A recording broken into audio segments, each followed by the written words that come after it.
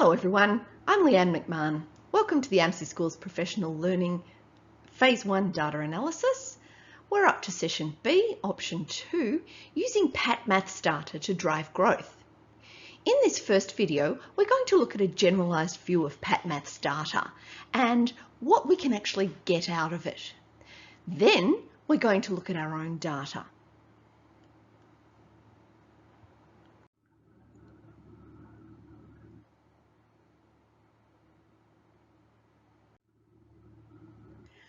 So, as we discussed in our introduction, multiple data sources should be used throughout the year. And that's really a no-brainer.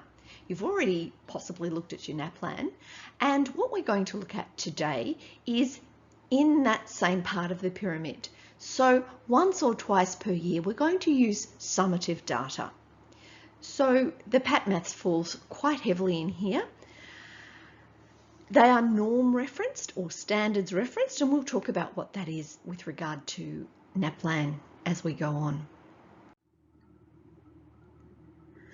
Like NAPLAN, the Pat Maths tests are standardised tests, but they are different in that they're measured against norms, not against standards. So the difference is that when you're measuring against norms, you're measuring against students of the same year level at the same time. When you're measuring against standards, you're saying at this age, a student should be at this level. The levels of testing actually go across from prep to year 10, and they are called tests. They're not called year 1, year 2, etc. There's a reason for that, because that test might not be the appropriate one for your year level. We'll talk about that later. The test results are given in 3 ways. They're given as a steno, a percentile, and a scale score. And I'll explain what each of those are. Now, standardised assessment gets a bit of a bum rap, and it's not necessarily a bad thing. Why would we use it? Well, it gives us a guide as to how our students compare to the national norm in our case.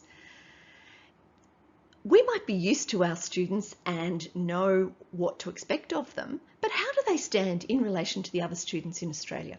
So it actually gives us a really good guide to that. It gives us a starting point for grouping students. Just a starting point, because we all know standardised assessment can vary. It gives us a number to give parents. I don't tend to give parents this number, but it's something that I have in my head so that I can actually have some idea when I'm talking to a parent of where their child is sitting. It gives us a consistent measure to compare year to year, and I'll show you how to do a growth report and really see if we are value adding to our students.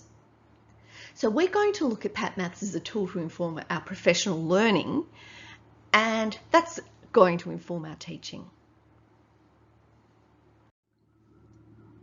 So what do the tests look like? There are 10 tests from years 1 to 10, and they're multiple choice. Each test contains between 30 and 40 questions, and they're designed to assist teachers in the assessment of student skills and understandings of mathematics. And the questions do span the entire Australian curriculum, which of course covers all curricula in various states.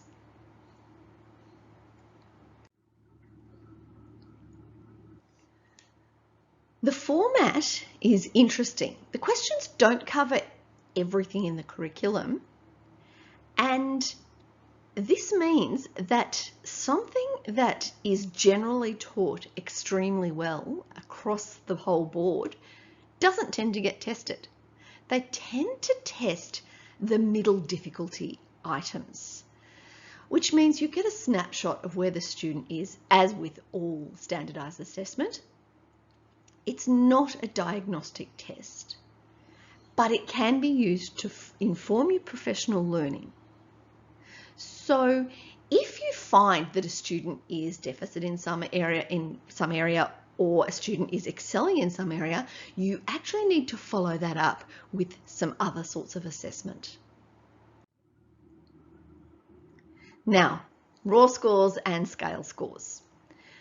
The raw score is the number of correct test questions. And teachers often come to me and say they got 28. Isn't that good? To me, that doesn't mean anything because there are huge discrepancies between the tests. So what happens is that the raw scores are converted into scale scores. And you can see those on the diagram I've shown. Here are the scale scores and the raw scores.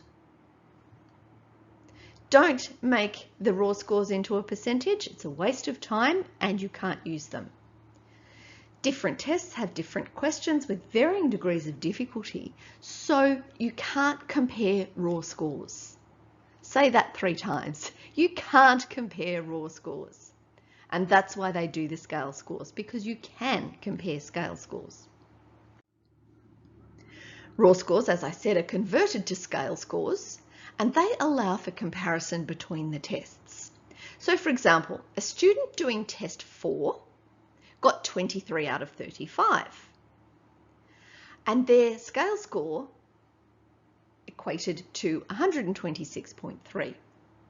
The second student did test 6 and only got 18 out of 40.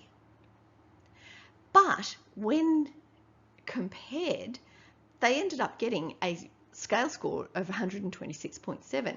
So these two students are roughly the same. And I would expect a student who got 23 out of 35 on test 4 to get around about 18 out of 40. I've actually had a student who did every test from test 6 to test 10 and got an almost identical scale score for every test, which really showed me that these scale scores are very accurate. The year 10 one was slightly lower, and the reason for that was, of course, this student hadn't covered the content. This was an extremely advanced student, but they hadn't covered the content.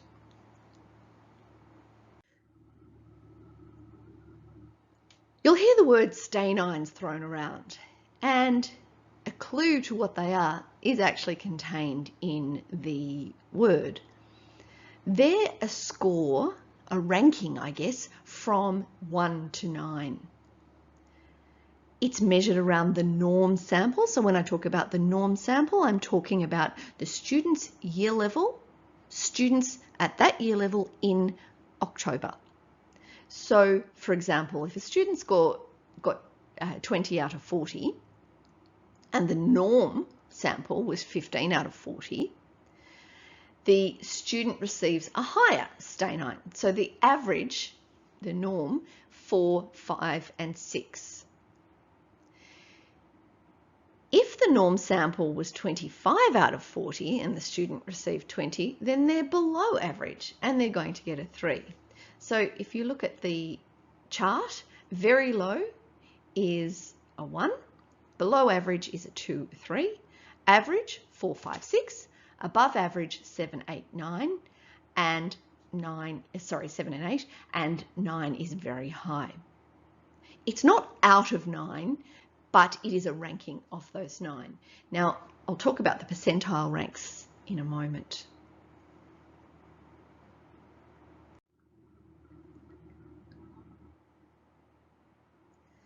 The percentiles indicate the rank order and position of the student's result in relation to the reference sample. Now, I'll deal with how those percentiles are calculated in a moment, but I think it's really interesting because you can use stanines and percentiles to actually group the students. Now, if you have a look at this graph, the scale score is the axis on the left-hand side. So, for example, a student gets 115. Oh, let's follow the arrow, around about 105. Now, if they get 105 in year 1, they're in the top 80th percentile, meaning that 80% of students are below them.